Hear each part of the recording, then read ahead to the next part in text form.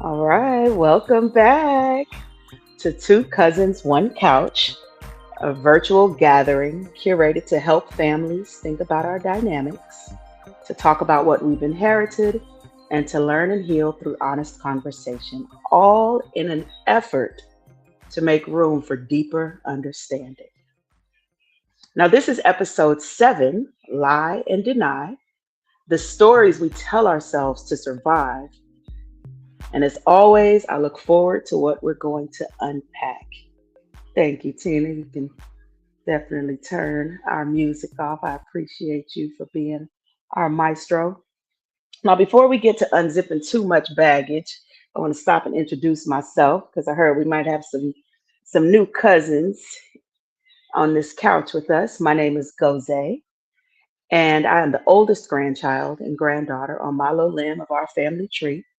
I'm a niece, I'm a big sister, a cousin, an auntie, and I move through this world highly protected and deeply connected. I'm also the Black Love Permissionist. I'm an intrapersonal and interpersonal relationship advocate, certified feminine empowerment and life coach, trauma educator. I'm a restorative justice practitioner, cultural conversationalist, a multidimensional creatress, and if you ask me, I am an all around dope ass individual. Also, one half of the two cousins on this here couch. And I'm finna bring up my cousin Tina as the other half to introduce herself. And y'all better clap for her. Tina, okay? Show them that little dance you do, girl. Not that little dance. Show them that little dance. Dance, my little jig. Well, I am Tina Mo for show. Um, Here on this Two Cousins, One Couch. I am in the world as first and foremost the oldest grandchild on my limb of the family tree. The oldest child. Um, I am an aunt. I am a niece. I am a daughter. I am an inspector by trade. I am also Stream Elements is in here. I don't know who's well ain't no telling what that is. Um but I'm also um a lover of the Bible, a Christian by name, by lifestyle. Um and I am in this world just to be me, not a caricature of myself, not a figment of my own imagination, Mm. but who I've been created to be, just Tina. And we love Tina, don't we?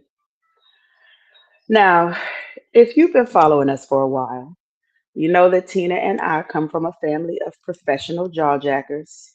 So if you are here with us, we invite you to join us in this conversation. We are proud to share this space with you as our honorary cousin. Now, this is our humble living room, right? We got a little digital living room going on. Of course, we got snacks in the kitchen for y'all. I think we might have even ordered a couple pizzas tonight, so feel free to grab you a little drink, cop a squat on this couch. We have a bean bag, we got chairs, we got a pallet on the floor, so snuggle up, get comfortable, and tell us how you are arriving today. And when I ask how you're arriving today, you can rate it on a scale of 1 to 10, 1 being throw the whole day away, and 10 being never better. We want to know how y'all are doing, how y'all are showing up with us tonight on this here couch. I see Yolanda, Brit Family Fun. She got her snack. She got some fruit. Oh, she's being healthy. Something to drink. We love it. We love it. And I also see we had some cousins on at 10. Okay.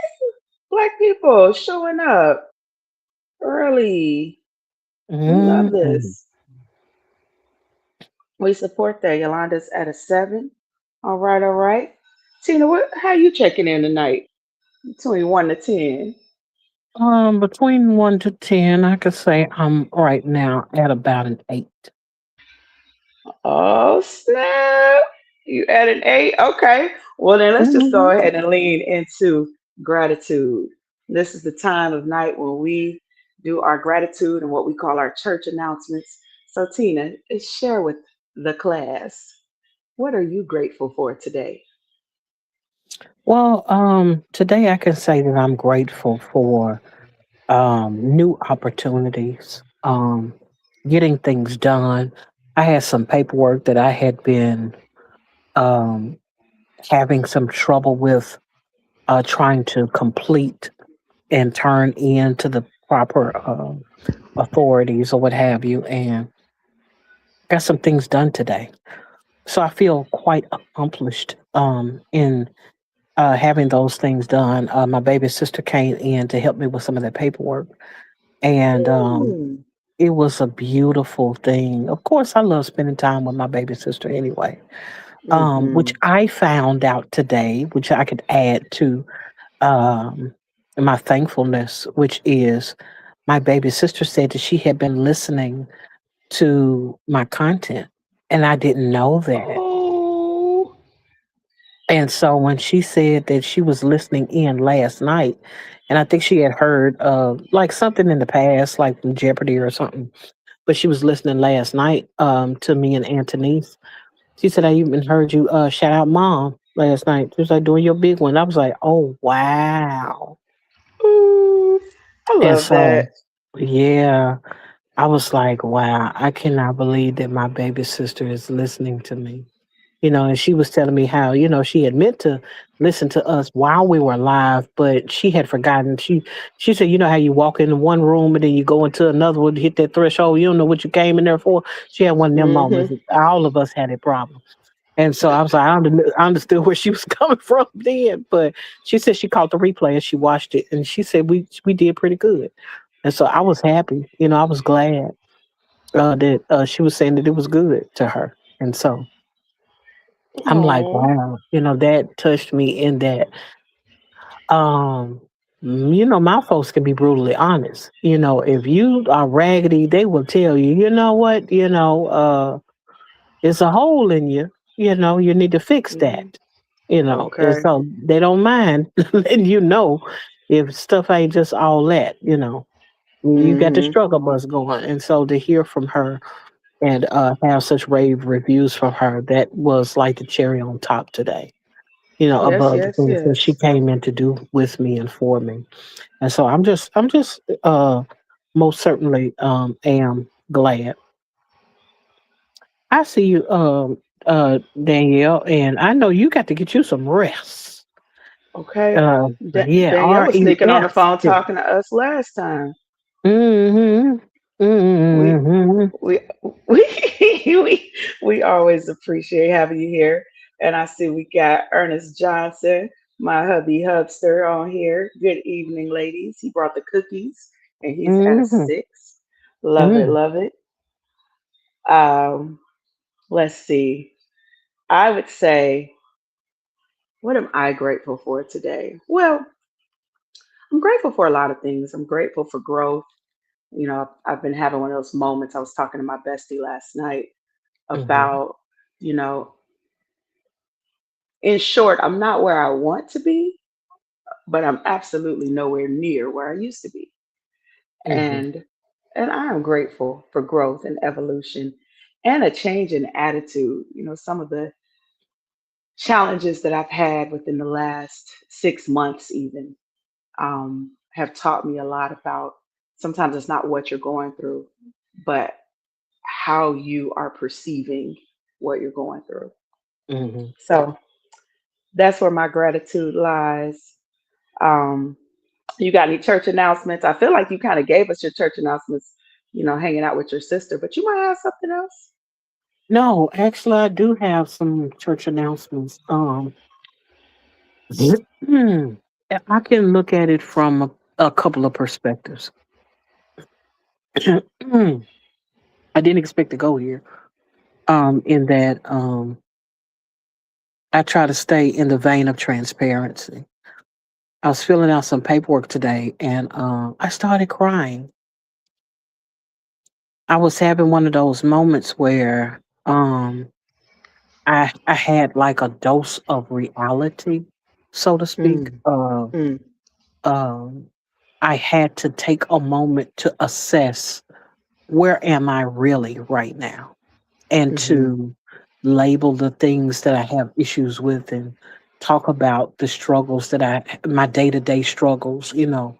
And once I got through listing off all of the issues and all of the problems I had, at some point I became emotional because I was like, mm, I did not want to be, um, and it wasn't that so much as felt helpless in that moment, but I do mm-hmm, know that I was discussing things like, fears and thoughts and things that cross your mind and all of that, and it was just overwhelming to really, because a lot of times in the midst of just pushing just to get to the next day, and I'm just doing mm-hmm, what I got to do, what I can do, what I will do, or whatever in this moment or in this space, and then finally get to that place where it's like, no, you got to pause and assess, where are you really?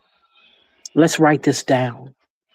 And mm, so to have that conversation, uh, it at some point I broke down in tears, you know, and I can say that though that was an uncomfortable space for me, because I don't like all that crying and going on, but it is one of those things mm. where I'm like, in that moment, I was able to acknowledge my humanity. I was able to acknowledge that though I'm still pressing my way in trying to do as much as I can, truth of the matter is there's a lot that I cannot do at the capacity that I used to. And uh, coming to that place and that realization was something else for me. While um, it was something that I did not necessarily like in the moment, discussing those Mm. things and having that moment of reality. At the same time, it's like, okay, I had the courage to acknowledge it. Because I remember maybe 10 years ago, I'd have been like, I'm cool. And would I'm have kept good. on pushing and Mm-hmm. pressing and hurting myself even further when I'm Mm-hmm. not in that space and I needed to stop, pause, acknowledge what's going on so I could get the help that I needed. Now that's some church announcements right there. That's beautiful stuff. I see we got some. Mhm.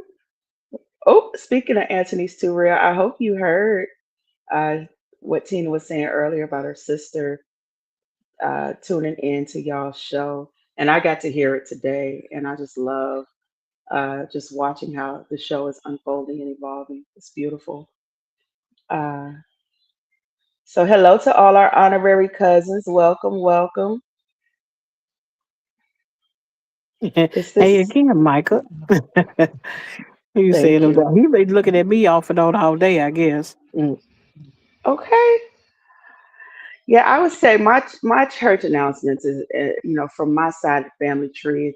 It's been kind of bittersweet because uh, my grandparents' house, my late grandparents' house, we're in the process of selling it, and so that is that's bringing up some mixed feelings because that is the house that I've always gone to my whole life for summers and Christmases and different holidays. The last uh, 6, 7 years, just been a lot of funerals. We are finally selling it, and so it just feels like this place that's just always represented family, and my connection to my dad's side of the family will no longer be ours. So on one hand, I'm grieving it. On the other hand, I'm interested to see how we're going to move together as a family because we won't Mhm. have that meeting place, which has been the hub for so many of our family connections. So that's Mhm. that's my church announcements for tonight. Uh, Checking in with our honorary cousins in the chat. let us know, if you haven't already, how you coming in on a scale of one to scale of 1 to 10, 10 being never better, one being just throw the whole day away. We want to know how you're doing. Grab you some snacks, get comfortable, and also feel free to share with us. What are you grateful for? What important announcements are going on in your lives? Um, I want to make sure that I let Micah know. Micah, this is my cousin. I know you're saying co-host, but this is my actual cousin, my vein. Uh, Hi, Micah. her grandfather and my grandmother are sister and brother, and so that's Yes, how we're ma'am. cousins. Yep. Yep. Yep. We really on the family tree. We got the royalty and the loyalty inside our DNA, as Kendrick would say. Hmm.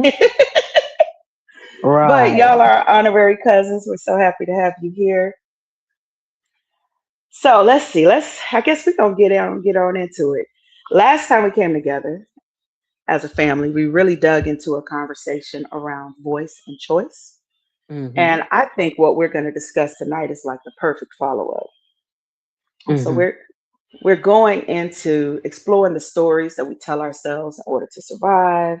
We're examining how, maybe denial and self protection can show up in families. We're going to be talking about the relationship between image and identity. And, the whole point of this conversation, we're not here to point the finger, call nobody no liar, nothing crazy like that. We just want to invite some reflection. We're not here to blame anybody or badmouth anyone's families, but you know, we like to talk about these kinds of things. So the first thing I was thinking about, Tina, um, well, first of all, this conversation was Tina's idea. You want to talk Hey, about, did you yeah? give did you give the thankful part? Because I heard the church announcements. You want to hear my gratitude? No, you had no gratitude. I absolutely had gratitude. You Now, did? what were you doing when I was being grateful? First I of all, don't know. I might have been putting. I was talking about my spiritual growth and evolution. Oh I was yeah, I talking remember about that being part. grateful for how far I have come and You my are so attitude right. change. Yeah, My bad. exactly. Yeah, See, now we're you're going to right. start this whole thing off with a whole argument. Look at I this. stand corrected.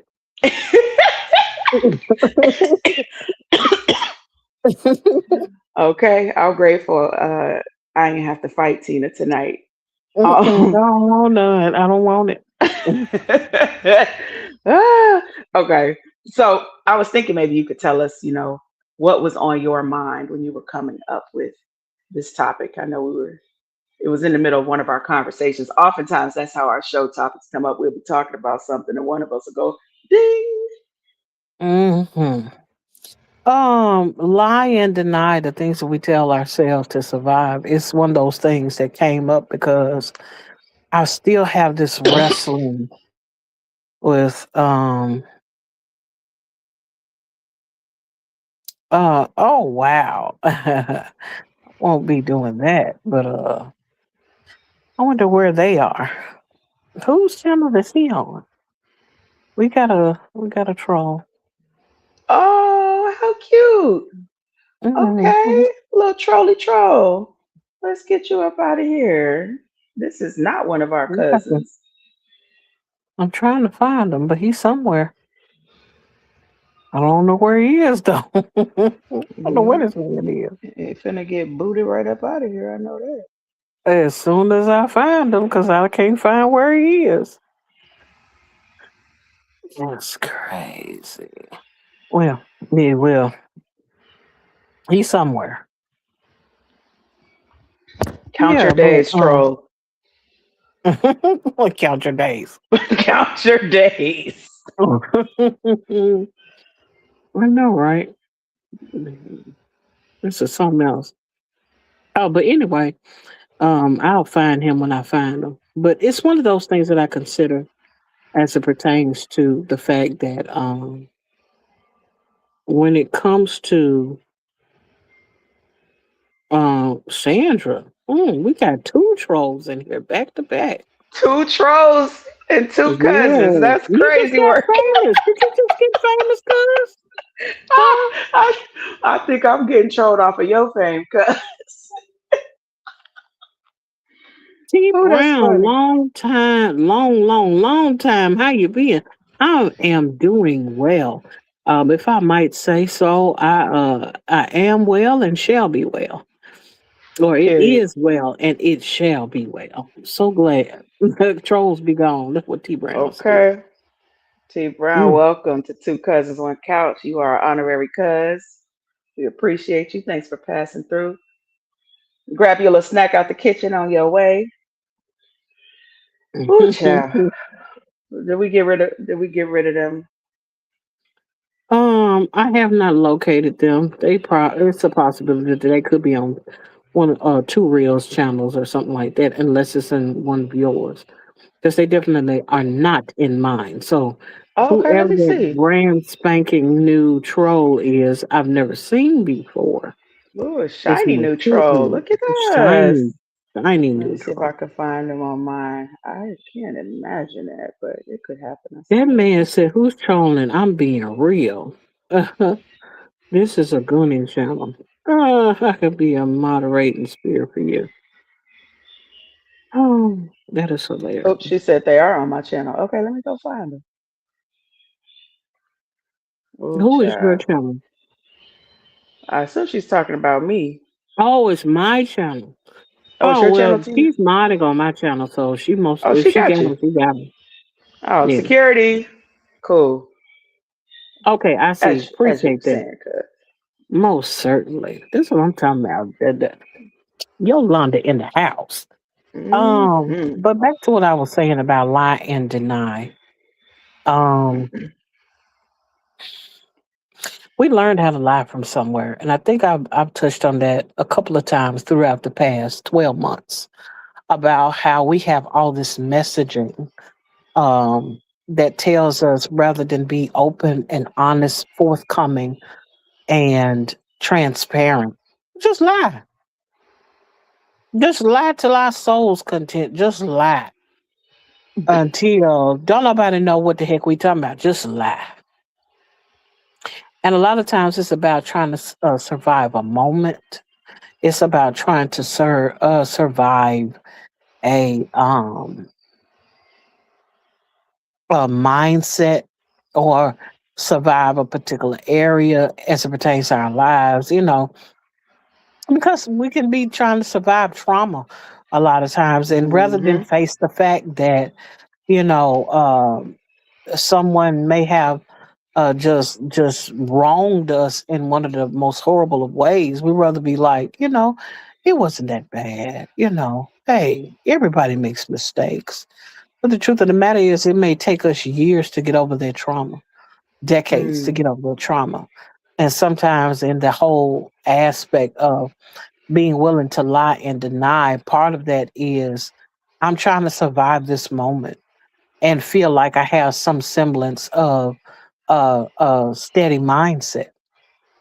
I don't want to feel like I'm losing my mind because of what I'm willing to acknowledge. This is like today, and me acknowledging, the different things that I'm experiencing right now as it pertains to not being able to find a good remedy for my back troubles and things of that nature.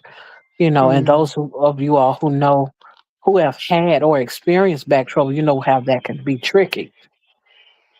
Just mm, trying to find the right medications, finding exercise that does not add to your pain or add harm, to you or cause you to hurt yourself. And so it's just one of those things where I'm like, okay, the truth of the matter is I hustled myself into almost being paralyzed. You know what I'm saying? And it's mm, like, I'm out there trying to get every dollar and I'm trying to make all the money. And after it was all said and done, I hurt myself mm, severely in trying to chase that dollar. And I think about that, how long had I been hurting myself over the years and I just ignored it because I was able to hop back up and keep going, you know. And Mm.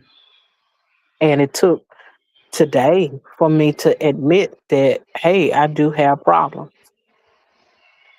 And that's not to Yeah. say I've never acknowledged it before, but I had never Right. gone into detail about what's actually going on with me.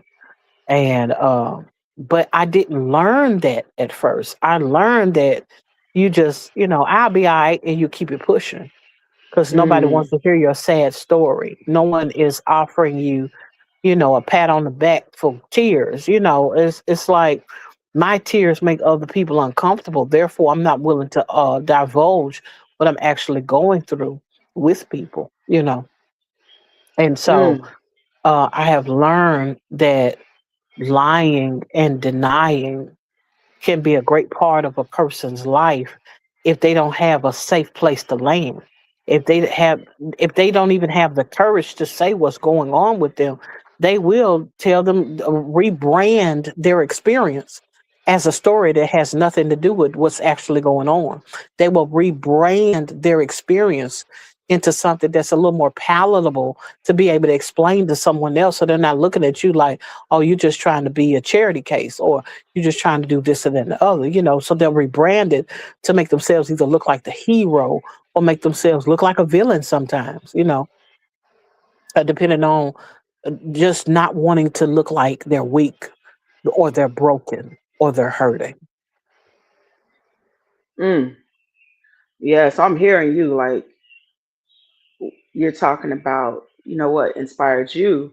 And it sounds like you grew up where you had to be strong or at least Mhm. appear strong, Right. where, kind of under that never let them see you sweat type of Hmm. teaching, right? Hmm. Like, what you Right. crying for? and Hmm. and I love how you're sharing how today, you just could not hold that anymore.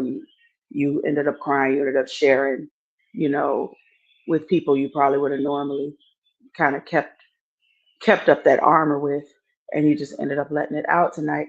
And it makes me think, and feel free to join us, in the chat, cousins, because this is a family conversation. What are some stories that we learned early that helped us cope? Of course, I'm coming from the same bloodline as Tina, different branch of the family tree, but I absolutely was raised to believe that crying was weakness. I was raised to believe that talking too much about your feelings was a problem. And I've Hmm. always been a really, really expressive person. Hmm. Uh, I got called all kinds of names for it. As a child, I was very sensitive, still am. I will cry at the drop of a hat. You can ask Tina. It's just kind of how I'm built. And growing up in a family, and we have a lot of military people in our family too. Hmm. And I often tell people I was not raised like a girl. I was raised like a soldier. And so Right. there's often this pressure that is put on you to keep marching, no matter what is going on. And so, I would say, listening to me and Tina, when I think about the question, what are some stories we learned early on that helped us cope? I learned early in life that my feelings did not matter. Hmm. That is a story that has uh, gone through a good chunk of my life with me. Oh, Antonice, yes, cousin Antonice said too emotional. I've been there for sure. Let's see. Uh-oh. Yeah, they're back. I can't I really saw 'em. read this other one. Can you? Which one? This Oh, one? oh, it's them people. Are we okay? Yeah, it's the We're not. troll again. That's nothing to Hmm. read. That's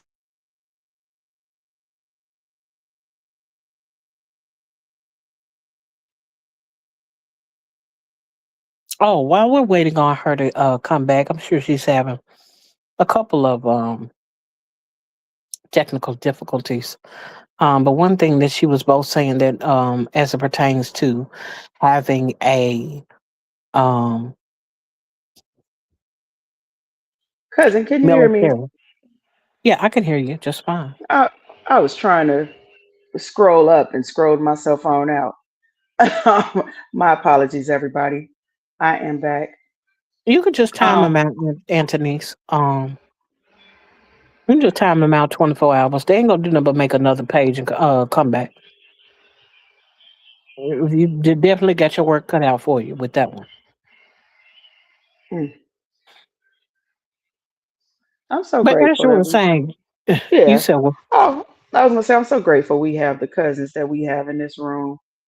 mm, We got good security. That's how you know uh, when you could just be sitting on the couch and you ain't even got to get up because somebody else gonna take care of that. hmm I appreciate that. Um, but yeah, I saw Anthony say too sensitive, but now I can't see it anymore. So I don't know if I've lost access to the chat. But I was thinking about something, and Tina, tell me what you think about this. I'm just gonna ask the question straight out, and then we'll kind of you talk said about it. too emotional. There she go, right there. Oh, too emotional. There it goes. Thank you hmm for finding it. Um, cause who would you say taught you how to lie? Mm. I learned by proxy Mm-hmm. of my sister, the sister that's right under me. We're a year and a half apart, and I saw how she was treated for being Mm. too emotional or described as too emotional. Yep. And she would cry, and that was always, her cries were always looked at as being offensive, you know, Mm-hmm. um, Mm-hmm. were looked at as if, and they were met harshly, um, by, you know, whomever was around that did not believe in that kind of sensitivity or that expressing those type of emotions. Mm-hmm. And going through and seeing that for myself, I was like, no, you won't hit me because I'm over here crying. And so I learned how to stuff my feelings. That's number one. You know, Yeah, that was for sure. my first elements of lying was not saying anything, not showing anything. Yeah. Show no fear, show no pain, show no anguish. Um, and in that, I learned essentially how not to show anything at some Yes. point, you know. Because if I And can, that's I'm sorry, go ahead. no, no, you're good, cuz. Continue, please. If I can hide an emotion, I can hide my deeds.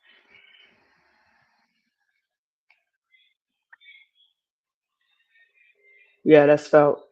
That's felt. I see Yolanda saying she's been told she was too emotional as well. hmm Yeah. Yeah, I think especially, if you were, born anytime millennial, Gen X, baby boomer, no tears were just seen, like Tina said, tears are offensive. Like, how dare you? How dare you be crying around here? And I think it's more than even tears, right? There are emotions that are acceptable emotions. Um, hmm but I would say in a lot of, more old school black families, too much emotional expression in general from children is not a thing. Like, don't be too happy because we don't want to hear all that noise, right? All that hooting and hollering, get it out of here. But hmm also, you better not be angry because who the hell do you think you are walking around in my house with an attitude, right? hmm Don't be sad. Don't have no heartbreak about nothing. Don't express any kind of disappointment. Nobody's saying it like that, but like we're talking about, oftentimes there are messages that we are receiving. And so when I was thinking about that question, who taught you how to lie? I think the person who taught me how to lie was the person who whooped me the most for lying. And that was my mama. And it was like the weirdest thing because my mother valued honesty, Mm-hmm. right?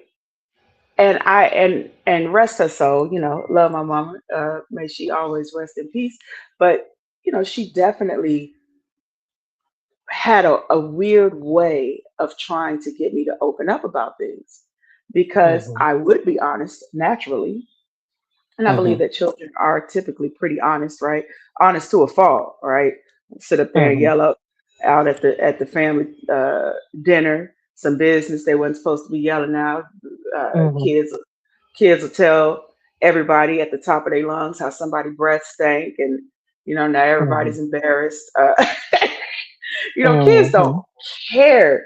I think kids are naturally almost almost brutally honest because they don't realize, until we teach them that some of that stuff really doesn't need to be said out loud. And so Mm-hmm. when I think back to my mom, she would tell me to tell the truth, and I remember, tell the truth and you won't get a whooping. And I tell the truth and I still get a whooping. I'm like, hold on, somebody lied.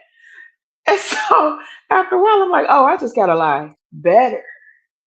So I just got to make Mm-hmm. sure I lie in such a way where I don't get caught. And I started, learning how to craft my lies.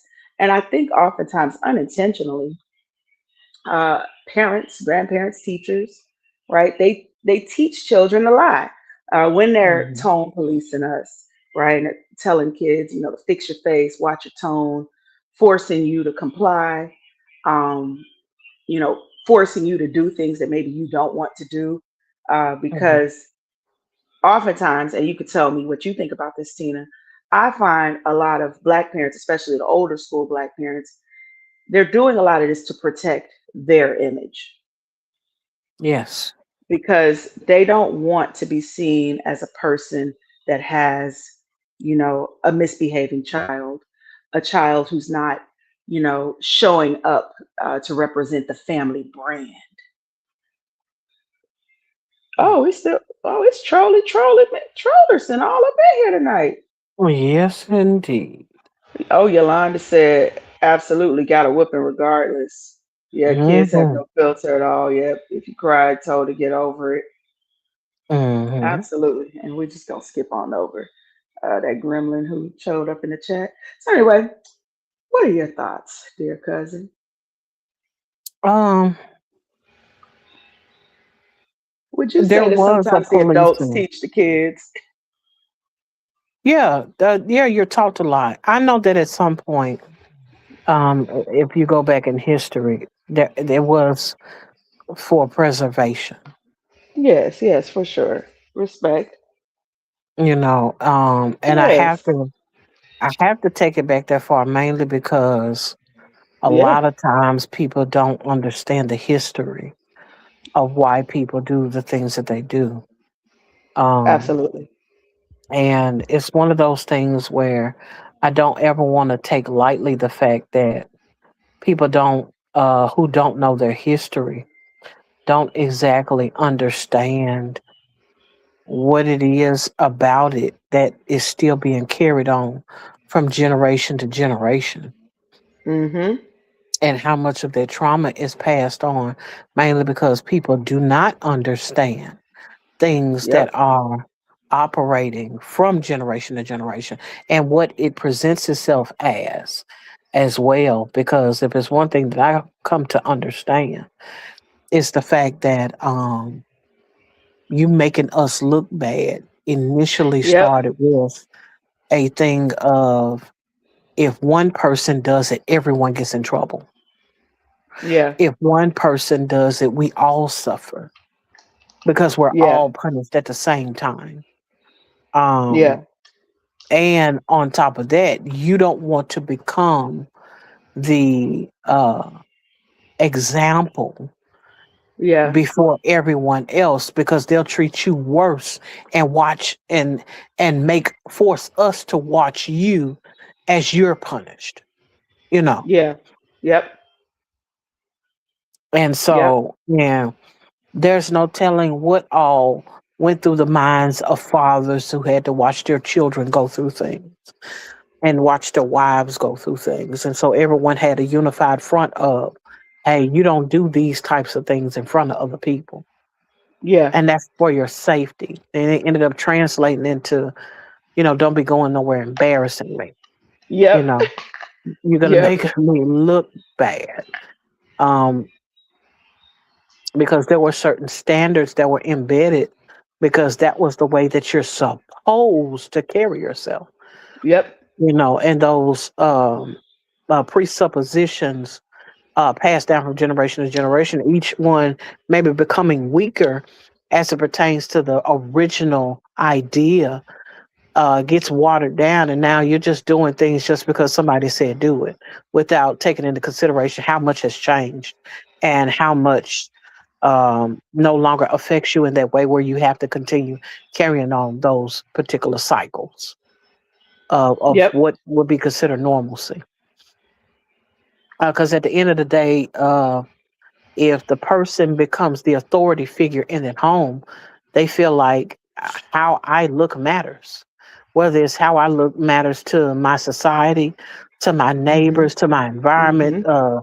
in Mhm. front of the schoolhouse, at my job, it, in some aspects, it really does matter. And so, but in others, it's just a thing of you just are more concerned about how you look due to pride, and not for the fact that you're going to lose something that's detrimental to your everyday living. Yeah. And then, I wonder, how far do we take that, right? Your reputation, your how people see you. Uh, Oftentimes, when you're talking about how we have to, or when you were giving your example about you learning to hide your emotions early in life, right? What Hmm. ends up happening, the messaging is the parents' emotions do matter because they care about how they're being perceived, right?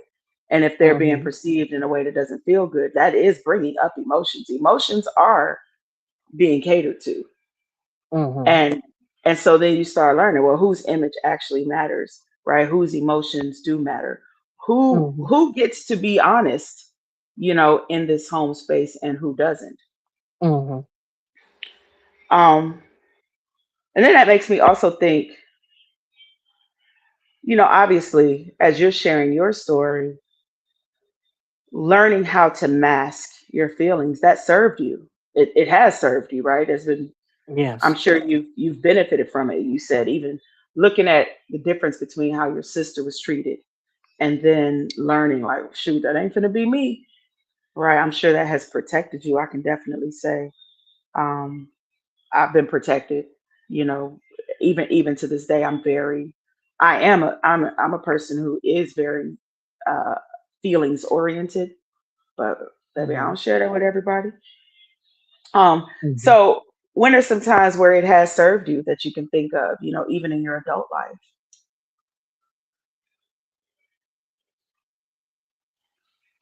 Um,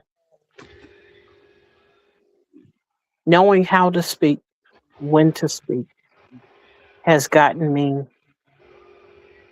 has kept me alive. If I'm just honest, Hmm. I've had situations where um bravery counted, where I was Tell able me to more. stand up to someone who was in the Mm. process of trying to take from me, Hmm. with a weapon aimed at me. Mm. And it was in that moment where I knew how to say what I needed to say in that moment. And of course I attribute a lot of that to God's grace, and Yeah. that what I said wasn't triggering to them. You know, Yeah. what I said wasn't the thing that pushed them right over the edge and caused them to do something to me in that moment. But it was that calm demeanor, but willingness to say no, that allowed me to escape what could have been a worse situation. Hmm. And I remember, being in situations where I couldn't say anything. I had to know when to shut all the way up and not um be willing to be submitted to what was going on in that moment, even Right. though I didn't like what I was experiencing at the time, but it spared my life again. So Mm. I can say that there have been plenty of times where, hey Trisha, I see you. Appreciate you coming in. Welcome, cuz. Well, not honorary cousins. Um, but it was definitely one of those times where I'm like, okay, I don't like the situation I'm in, but worst case scenario, if I say anything in this moment, it could cost me my life. Yeah. And so knowing how to say, when to speak, when not to speak, how to say, and what force, being able to read a room Yeah. has preserved my life Yeah. on many occasions.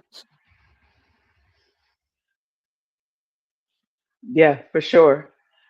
And I can think of many situations, even in my own life, where learning how to put up the armor, right? Learning how to mask has benefited me, for sure. Learning how to fix my face. But now let's talk about, because we know that obviously when we learn these survival tactics when we're little, right? There's a reason. There's a benefit. We're not going to act like every time we have lied or presented ourselves uh, differently than what was actually going on, that it was always something bad happening. Sometimes it really is survival. Sometimes it really is, like you said, a matter of life and death. Or I don't know if I'm allowed to use that word on YouTube. Life and the afterlife. Yeah. um, but when did you notice that this survival tactic was costing you? Um, a few years ago, Mhm. maybe about what's this, 2026, maybe about 8 years ago. What was Um, happening? 7 or 8 years ago, maybe. I had a situation where I had a supervisor who was stressing me the heck out. And prior to me meeting her, I was not on any blood pressure medications. I didn't have any issues with anxiety. Oh, Um, wow. I didn't have any trepidation about going to work. I went through a whole lot, um, and was stressed out for several years, because of what was going on. And it was a thing of not being able to defend myself, the way my type of defending myself, because I know some people, you could just go off on them and you'll have a good day. I'm not one of them people. I'm going to preserve my energy to do something, not to talk. If I'm talking to Mm, you, it's because you related to me. If I'm talking to you, mm, it's because I know you really well. When you somebody outside of that sphere, it can go down. mm, And so I was experiencing one of those moments of I don't want to lose my employment, but I don't want this person to keep treating me the way that they're treating me. And because they had the position that they had, there was nothing that I could do about it. mm, And so really had to pray about it, to be honest. mm. I think it's really, whew, I think it's really something that you touched on, right? The Mhm. ways Mhm. that learning how to live those little lies, right? And and Mhm. if you've been carrying a story since you were a kid, and maybe the story is, as quite a few of us have talked about, emotions. Nobody cares about my emotions, right? Let's say that's your story, and you're walking Mhm. through life. Nobody cares about my emotions. I'm not allowed to share what I feel because nobody cares, right? I'm too emotional anyway, so let me cut it off. And you start Mhm. lying to yourself and telling yourself, I'm good. I'm cool. I'm cool. I'm good. No, I'm fine. Oh, it's all good. And each time you minimize, each time you downplay what you're feeling, what you're going through, there is a cost, right? Yes, Mhm. we have discussed that there are benefits, right? It can protect you. It can be a matter of survival. But then you hit something that I think happens to a lot of us, you know, and I really see a lot of it in the workplace. I know I Mhm. certainly have, because I have definitely had quite an experience in many workplaces where, and jobs are so funny, right? They love to say, "Oh, we're all a family here," and they love to sell themselves as being different from other companies, and you know, Mhm. it'd be a bunch of malarkey because you get in there and, like you said, you didn't have any high blood pressure, you did not have any anxiety. Mhm. They handed you that along with your little check. And I know that check was not enough to cover all of that drama that you were going Still through ain't in there. enough. No. It's never enough. Mm-mm. It's never enough. And so oftentimes what's happening is those lies, they're chipping away at us. And the more we do it, and the more we get used to living that lie and suppressing our emotions and and just living this life where we are repressed, we end up paying for it with our health. Because Mhm. the body ain't gonna go for those. Like, you can lie all day, and the body's like, "Oh, I'm still sick though. I'm still stressed. I know you told everybody you were cool, and I know on the outside you kept your face straight, and maybe you even learned how to control your breathing, but Mhm. you're not good." No. And I've Far from it. seen, right, I've seen so many of us, and when I say us, I'm being very specific, about Black people, where we are the best people on earth at performing calm. We know how to perform calm. Oh, hold on. We got some cousins coming up in here. Mhm. Well, let's Elevate acknowledge our me to cousins. you, who we know is me two times. We're so glad that you decided to hang out with us tonight. Greetings. We want to just acknowledge you as one of our honorary cousins in the two cousins, one Yes. couch space. Hey, hey, Um, hey. make yourself at home. Please do. Thank you for joining us, our honorary cousin. I don't even, child, that squirrel got me. Help. um, yeah, I know, right?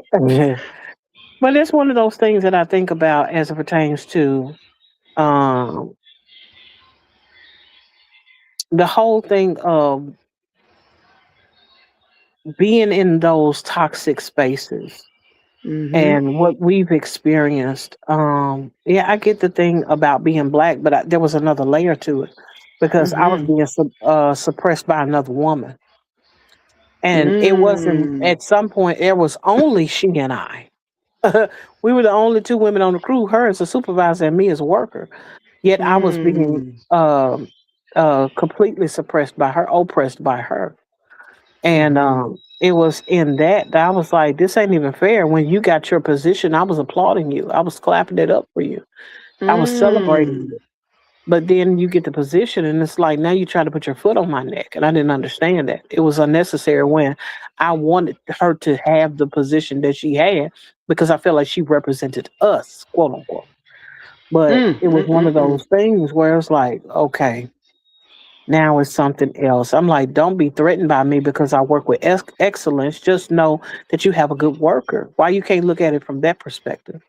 And it just took many years of the back and forth and changing uh, hours and working crazy hours and uh, having being expected to do go above over and beyond the call of duty in so many different ways and until some of that stuff attributed to some of the issues I have now, Mm-hmm. because it was one of those things of you got a person that's trying to break you by making you work so much, but then your lifestyle conforms to or adjusts to the money that you're making because you're always at work. And then one day you can't work all those hours. And it's like, wait, now you're trying to find other means and other ways to make up the difference, and you end up hurting yourself in the process. And so I think about that, how there were so many factors as it pertains to what happens when you're in that space with someone and it is their they basically teach you how to suppress all of your emotions because they're the person in Mhm. power. You know, they Mhm. teach you Mhm. how to suppress how you actually feel so you don't react Mhm. in a way Mhm. that is savage. Good matter of fact, I could say that when I was working there at that time, there was a label put on me, and I wasn't none of that label. But the more the push and the poke and the prodding made me want to act like what I was labeled as. And so I had Mm. to fight the urge to go ape on people, to be the savage that they said I was, all because I had a jacket attached to my name. And they figured that they could use that against me. Mm. Man, so whew, right, and having this discussion about image and having this discussion about the lies we tell ourselves. I think that that is like a strategy that is so commonly used, right? You use and abuse someone, and the way you control them is by labeling them negatively, and then Mhm. you get because they want to prove that they're not like whatever you're saying that they are. And so they already don't get the chance to just exist as a human. And even I was seeing here, as Yolanda was talking about, oh, I lost it. I held it here, but it moved on. I was trying to find her comment. That eventually leads to an emotional breakdown when you suppress your feelings. I think a Mhm. lot of times, jobs especially, right? They press that button on purpose. They have it down to a science how to lean on people, and then when they finally crash out, it's like, see, we knew that's how you were, and it's like, Mhm. no, that's called a human being who's had enough. They're fed up. They have a reason to be angry. They have a reason, to take up for themselves. And it's definitely given that throw the rock and hide your hand kind of energy. I can't stand it. Mhm. I I just wanted to see. make sure that I acknowledge Out the Pit is with us tonight. I see you in the chat. I did try to make sure that I waved or at least give my salutations in the chatments. But we appreciate your presence here tonight. I just wanted to add you as one of our honorary cousins in the space. We ask that you make yourself at home. We appreciate you hanging out with us tonight. Hello, out the pit, our honorary cousin. And we're just discussing the lies we tell ourselves and image and identity and all these things that come up. But yeah, I've Mhm. seen it. I've definitely seen it happen a lot in jobs where, again, you're being pressured to be someone you're not. And sometimes you're even getting pushed into a corner, uh, Mhm. to be another version of you that you're not, right? Because I don't think it's fair to try to label somebody what's good, because to try to label somebody based on how they feel when they're being put you know under just an extreme amount of pressure and abuse. Mhm. Mhm. Yeah. Um, And that's the thing. It makes me think about people that are in other fields, like you have your firemen or you have your Hmm. police officers who deal with the stress of, complete strangers calling you pigs, complete strangers that are, degrading, and demeaning towards you. Have a sense of hatred towards you, not even knowing your character. You haven't done anything. You're just trying to do your job, and then you have to, and then they go home. And it's like, who taught them how to decompress? Who taught them how to live their life beyond what their experience is without either suppressing those emotions where they don't talk about it at all, or next thing you know, you have an individual that's volatile, in a volatile space where they could blow up at any given moment. If it's not that, then they're imploding. They sitting there, they drinking themselves half to death, or just so many different aspects of life that is getting trashed just because of the levels of stress and the lies they told themselves about, um, this mattering to some degree, or I have to do this because this person or that person is expecting me to be this or desires for me to be that. You know, Mm, because trapped in a sense of duty a lot of times is just the pride of trying to be something to somebody else. yeah, for sure. Yeah. And I was even thinking about, in our family, um, like I said, we come from a family that has quite a few military people, but we also have a family with a lot of religious people. Yes. And, I think that shows up a lot in religious families where Hmm. the image, right, how you are presenting starts to matter a lot more than you just being your authentic self. Hmm.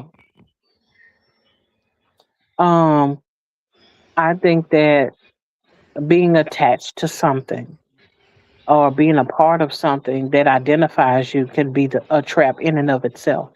Because if Yep. you're allowing the thing on the outside, whether that be a building or an ideology, to define you, then you can easily walk into a trap, that someone else has Yep. set for you, and you just living by someone else's words.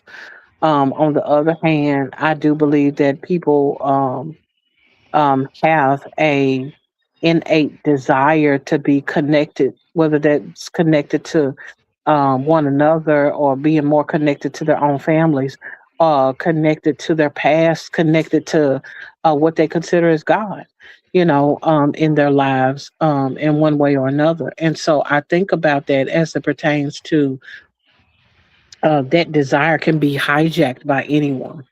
That desire can be exploited by anyone if it's not guarded properly. If it's not if proper vetting has not been done as well. Because I don't think it's Hmm. anything wrong with having religion, but if that religion is not teaching you how to interact with people and not turn it into something that's so starchy that if you do anything that's different from it, there's the punishment and the consequences are so severe, that you can't really live with people at all. There's a problem with it, you know. Um, Mm. and so it's one of those things where I tread lightly in that I try not to come against people's religion because you don't know how people are raised. On the other hand, it's like, but they're not wrong for wanting to believe in something. They're not wrong in desiring to place their faith or their belief system or whatever, wherever they want to place it. The thing about it is, are you able to be held accountable to the decisions that you make, even as it pertains to who you're associating yourself with and who you're governing yourselves by? Because a lot of people want to point the finger at somebody else when a lot of times, they need to take accountability for their own actions. We got Simply Shayla in the room. Hey, Simply Shayla Shayla. says, "Hey Tina, So glad that you decided to come hang out with us. Just want to recognize you as one of our honorary cousins and hope that you are able to um, hang and chill with us for a minute. Thanks for coming and hanging with us. absolutely welcome, welcome." Oh, out the pit says, "I used to identify as a Hebrew Israelite. A lot of what I was attracted by was the identity it gave me at the time." Hmm. And I think, just keeping the focus. And so when I brought up religion, it had nothing to do with criticizing people for religion. It's Mhm. about what happens when we use whatever we're identifying with to, one, we identify with it so much that now we have to uphold a certain type of image. We have Mhm. to present a certain brand, right? We have to represent Mhm. ourselves in such a way where now the image becomes more important than who we truly are. Mhm. Mhm. And I think there's a fine line there. And what is the balance Hmm. of being who you are and taking on a set of ideas that you think will work for your life better, you know?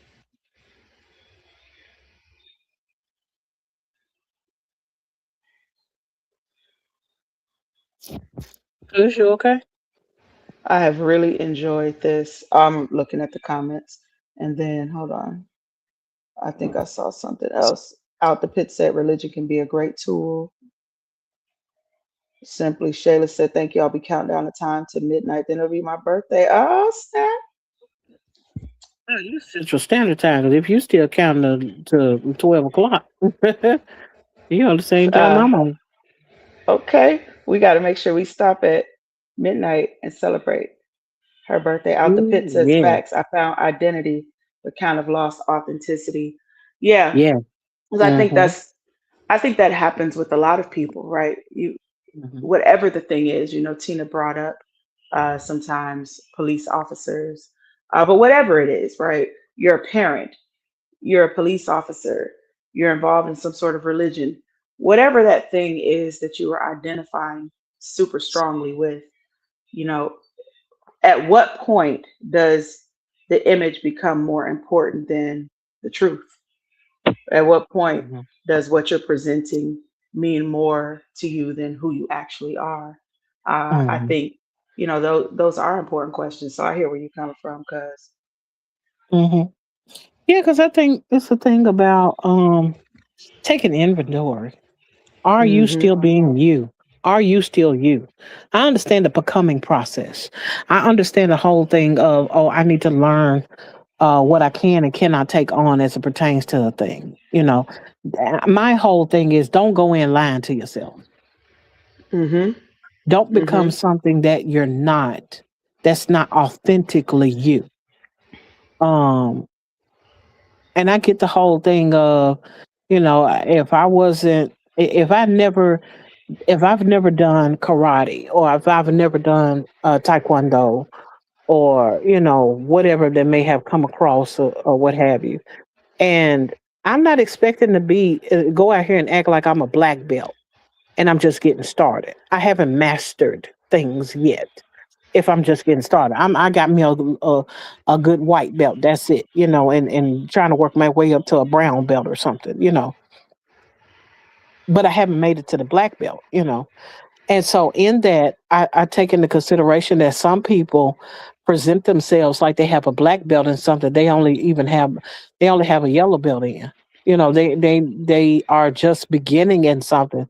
And so they want to look like they're experts, but they don't have the pedigree behind the thing that they're trying to present. And I think it's one of those things faking it till you make it is not always the way to go.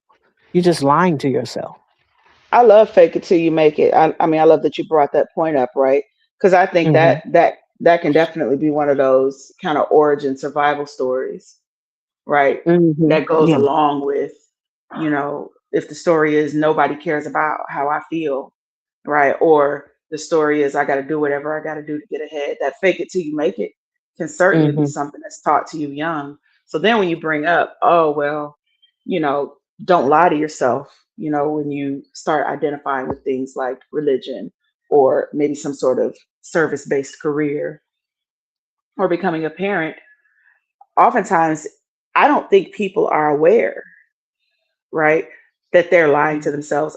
I don't even know if a lot of people even, especially in the kind of society that we've come up in, I don't know if a lot of people even have the awareness of what's happening inside of them Hmm. to even be able to, notice.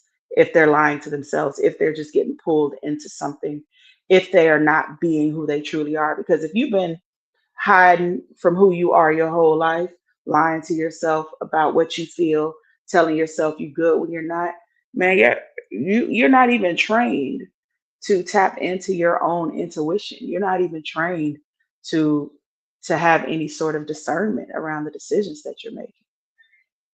I think one of the biggest misnomers is even as adults, you forget to ask questions Yep, because you're taught not to question authority. You're taught to do as I say, not as I do. You're taught do what I tell you to do.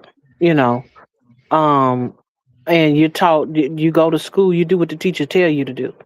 You go to the store. Don't be embarrassing me in the store. Just do what I tell you to do.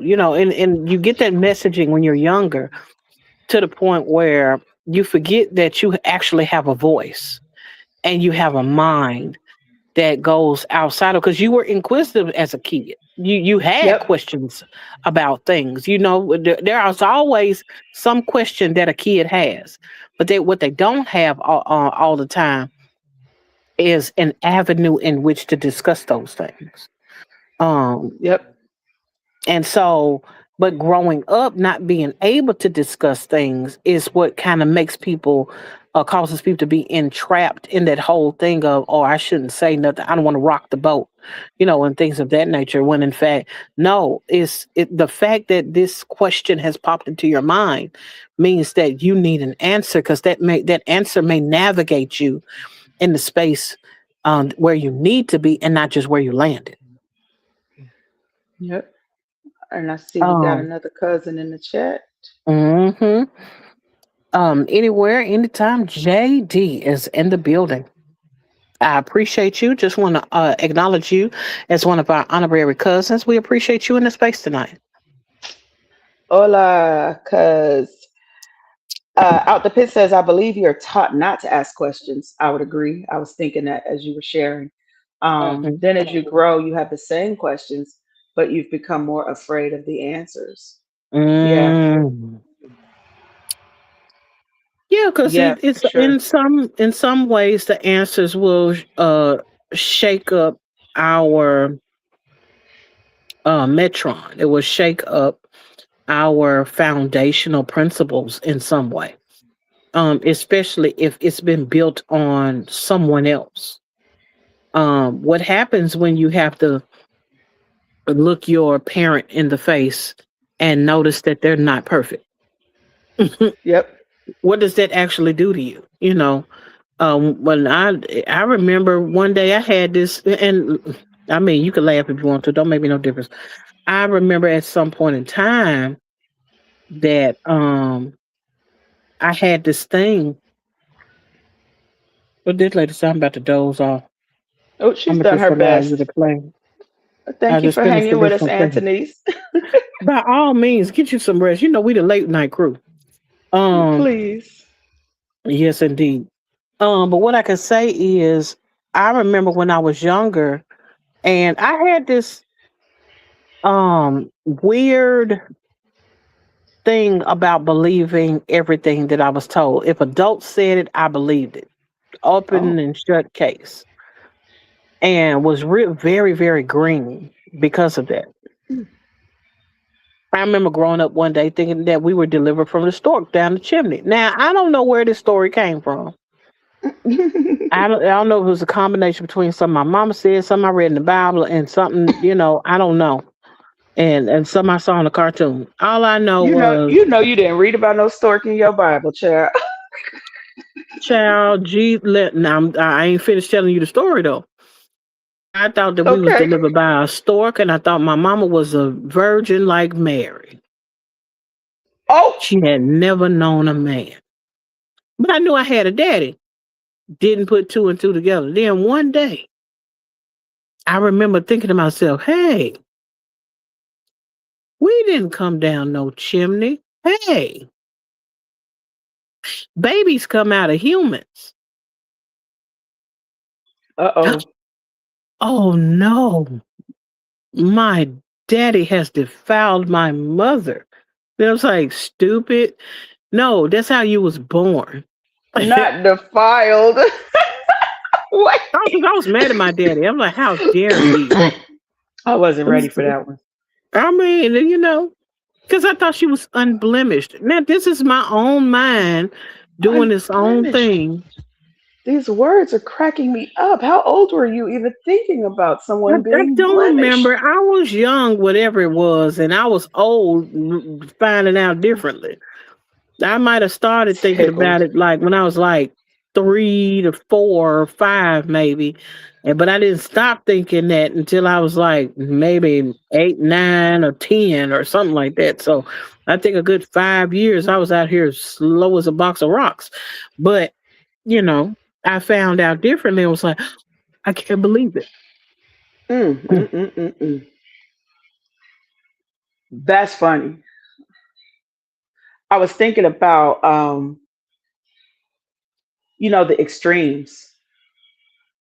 the extremes in some of those stories we believe, right?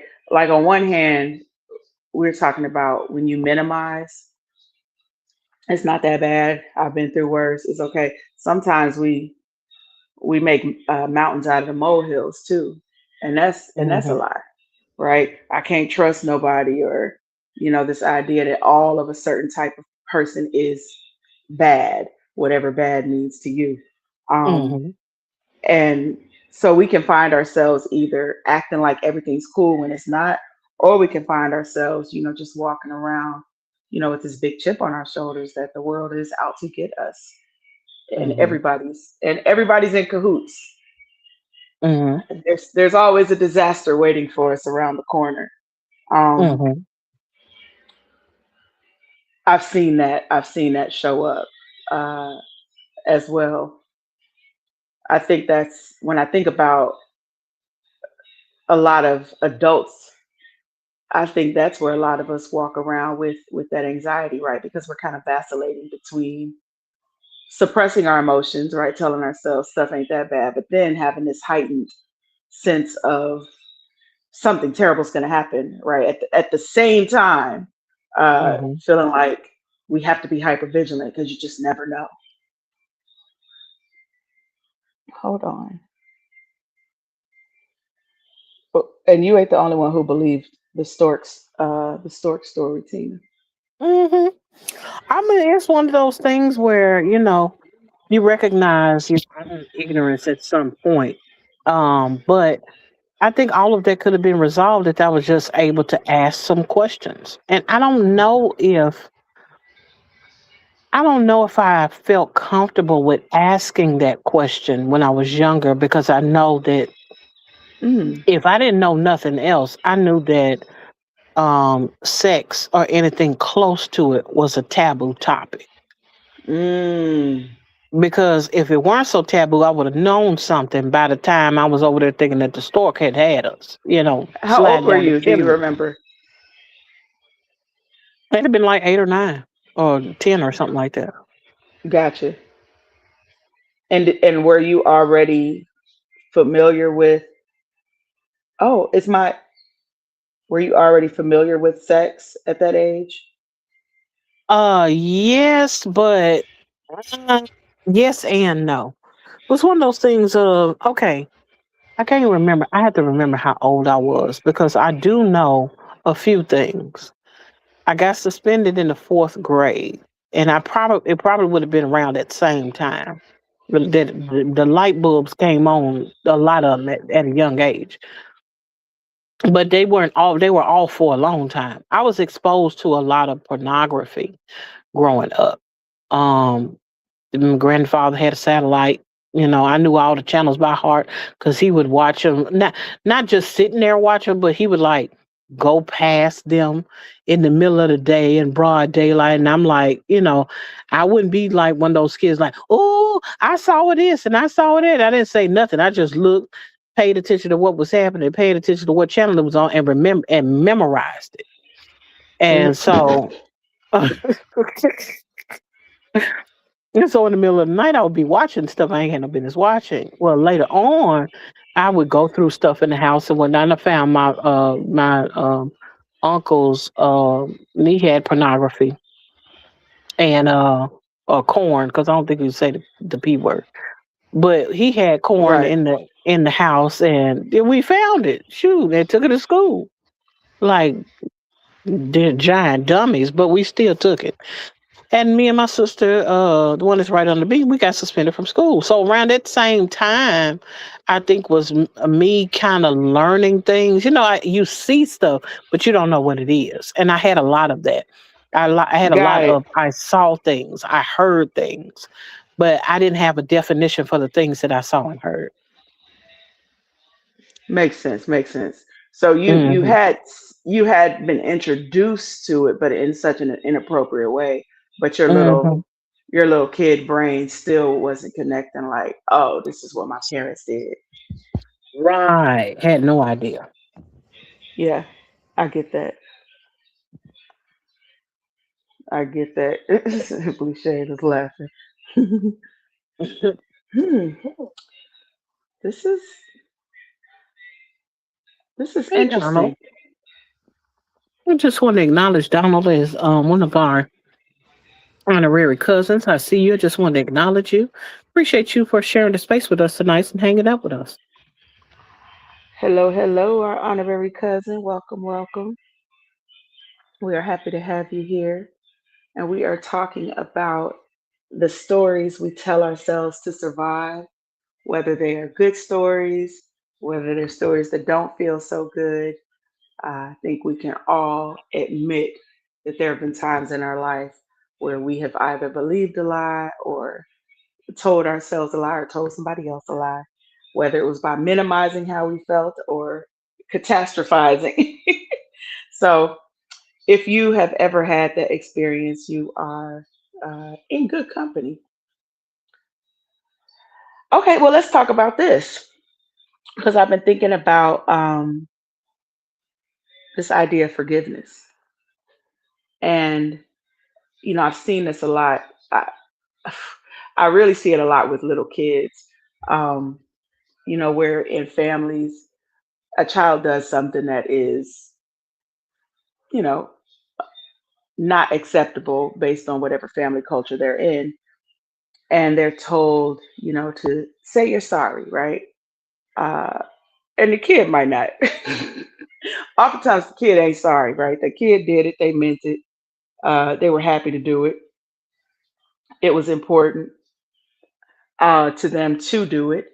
And then now it's like you got to start telling yourself or telling the family, I'm sorry, I shouldn't have done that. Um, how do you think that impacts children, Tina? Um,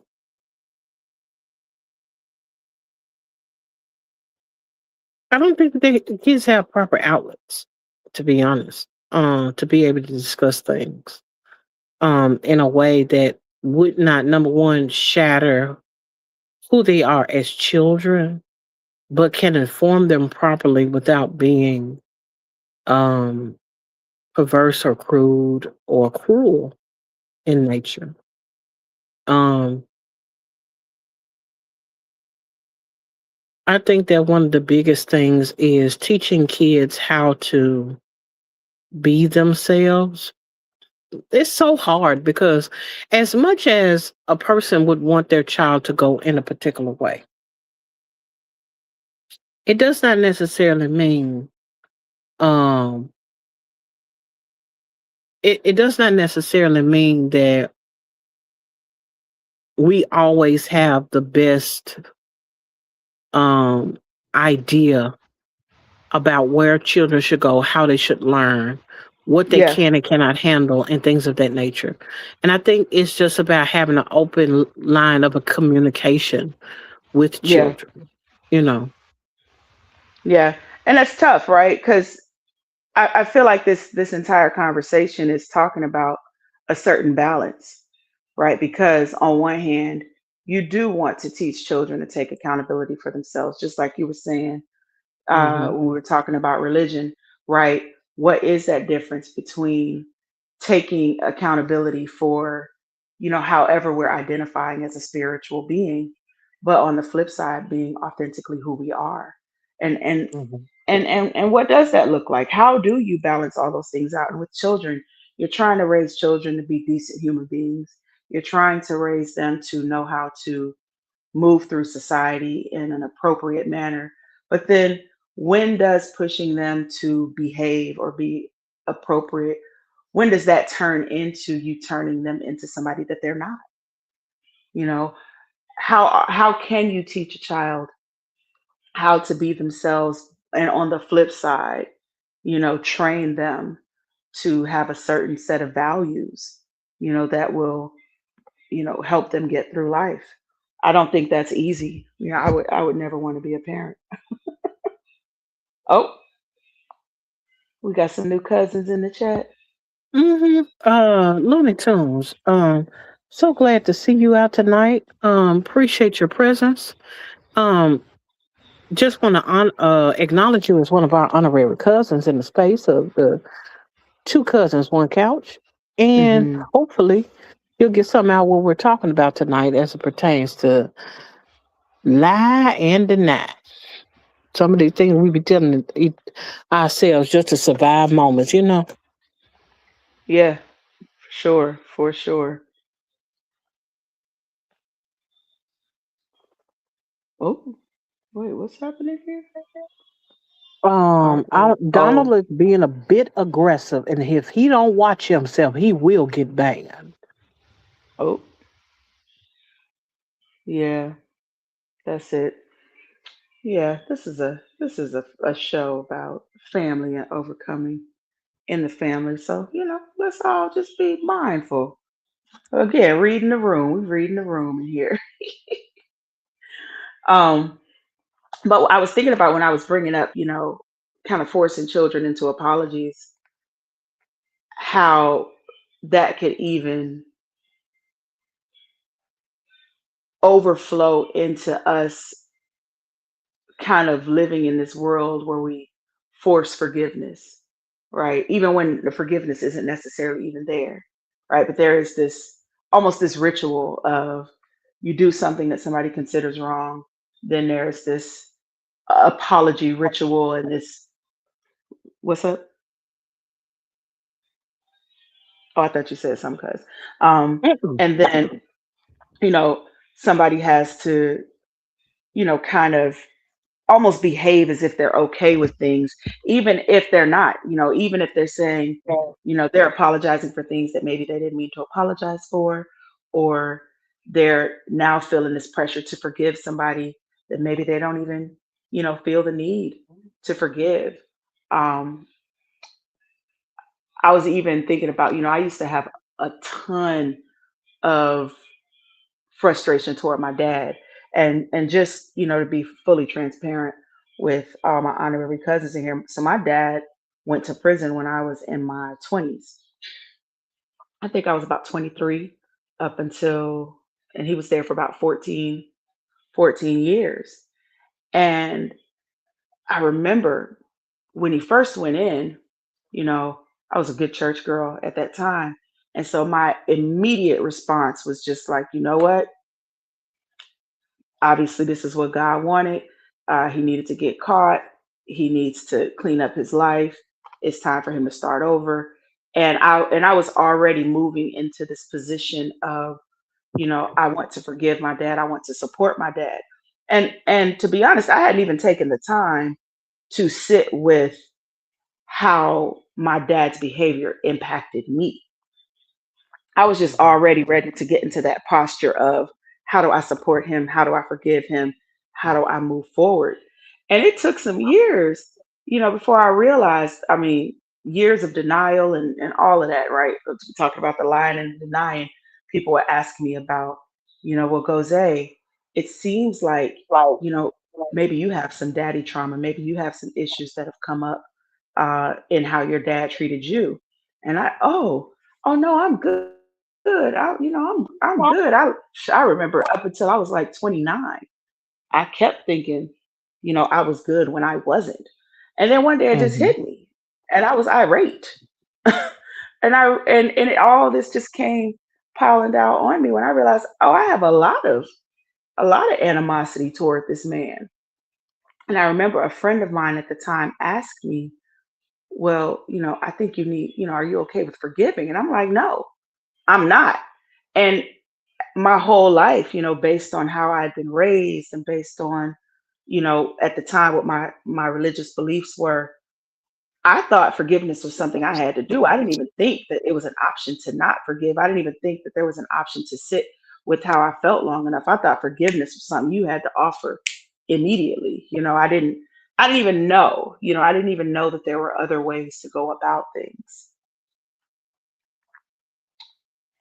So I can definitely see how, even my understanding of forgiveness was being weaponized, and I see that happen a lot in society, right? Where there's this expectation um, to kind of resolve things uh, faster than maybe what you're even prepared to. And I could see that, as performing a certain kind of image, right? Showing up a certain type of way that's inauthentic to who you are.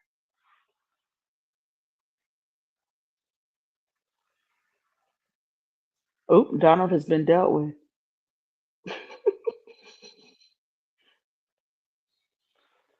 Cuz, oh no. My bad. I had to hit the mute button and didn't recognize. You hit the mute button and stayed muted. Uh huh. Because Welcome I was back. like, oh yes, he been dealt with the quickness. Good for him. Man, it's been one of those nights. People just been getting kicked up out of here. Yes, we got Goonville, USA around here. Apparently. Okay. Well, I think, because I don't know if you had anything else you wanted to share on tonight's topic. Um,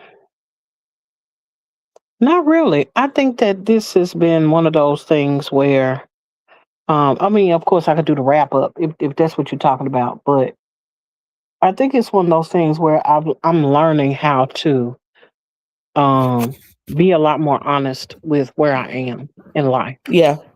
with who I am as well. Um, I know that everyone can't necessarily handle me in every facet of my life. And it's not like I'm doing a whole bunch of stuff or living crazy or raggedy or whatever, but it's one of those things of I respect the fact that everyone can't handle who I am. And that's okay. That when I need to let my hair down or when I need to have a hard conversation or if I need to say something or get something off my chest, I have a community of people. I have a village. I have a tribe. I have people in my life that I can lean on when, the quiet part needs to be said out loud, but not necessarily in front of everybody on YouTube or Instagram or Facebook. You know what I'm saying? It's more so one of those things of I need to discuss a matter that is private to me with those that I could be private with, and they share that space with me and hold that space for me.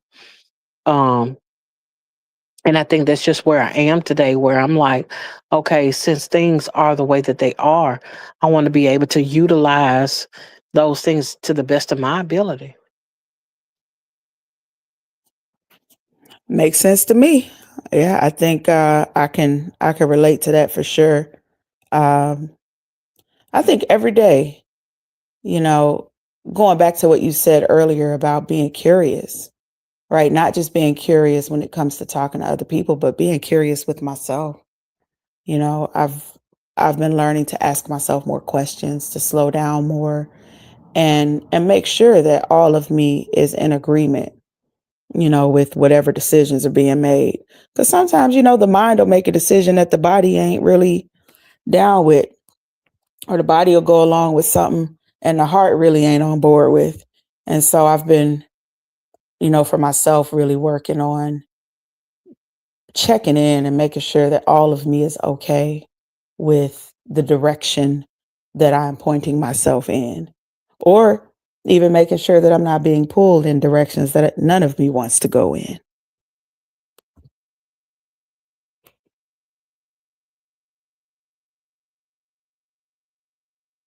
Oh wow.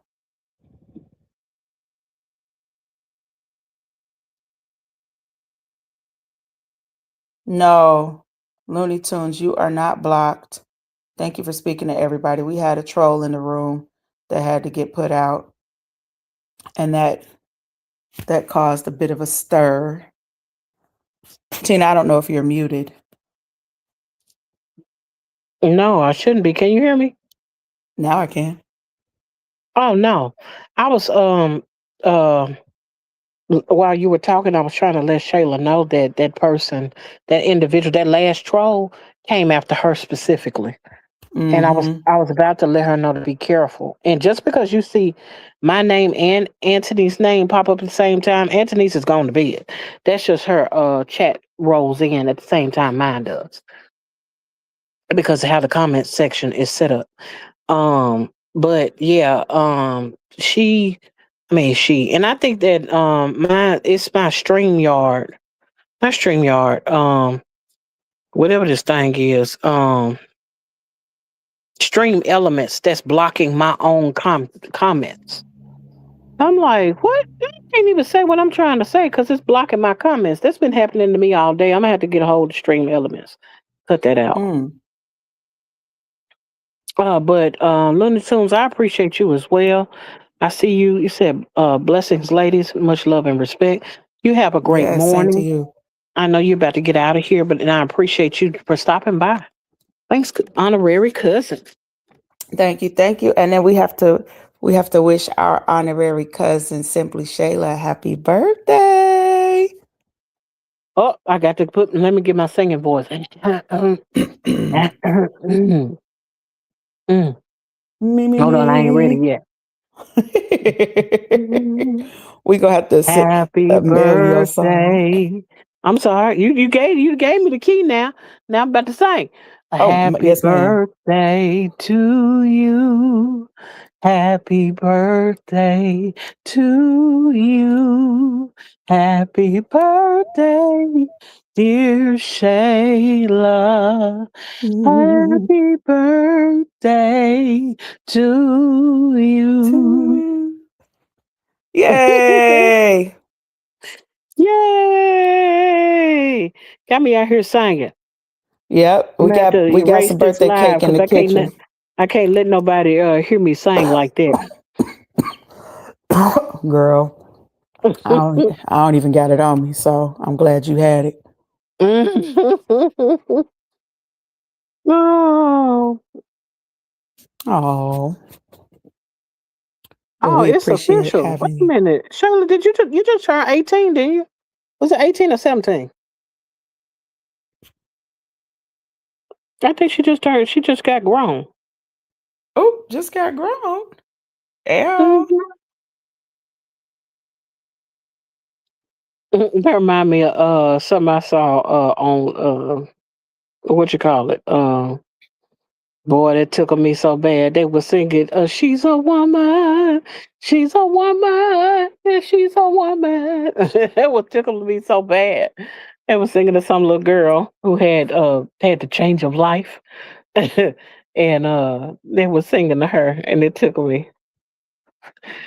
Oh, Well, cause I feel like we did it. It's done. We done celebrated Shayla's birthday. We done talked about lies and image and all those good things. You want to go ahead and close us out? absolutely. Just as I had stated before, I just want to encourage you guys, gals, ladies and gents, and everything in between and outside, because I don't want to leave anybody out. Those of you all who have come to a place in your life where you realize that you don't want to continue to live your life in a way that denies your experiences, that denies who you are and how you think to this day, that denies who you are as a person, your beliefs, your core beliefs, beyond what society tells you. beyond what you've been told, sometimes even by your own parents. But at some point, we always want to come to a place where we're willing to tell the truth, not just a my truth thing, but tell the truth. Be willing to face your circumstances, face the situations that you've experienced, and be willing to look at it with a fresh pair of eyes, not judgmental, not pointing the finger, but just to let it be. Let it be what it is and recognize it for what it is. If it was good, it was good. If it was bad, it was bad. If it was right, it was right. If it was wrong, then it was wrong. But then you can move on from there. You don't have to stay there. You don't have to pitch your tent there or build a house or a monument to it. But what you can say is, I'm willing to move forward now that I have acknowledged my past, now that I have acknowledged who I used to be, now that I have acknowledged what I was taught. Now I can move forward in wisdom. I can move forward in knowledge. I can move forward in understanding. And I can move forward in truth. And that's all I got, cuz. That's all we got. And thank you all again for joining us for our 7th episode of Two Cousins, One Couch. Lie and deny the stories we tell ourselves to survive. We appreciate every last one of you who showed up and spent quality time with us tonight.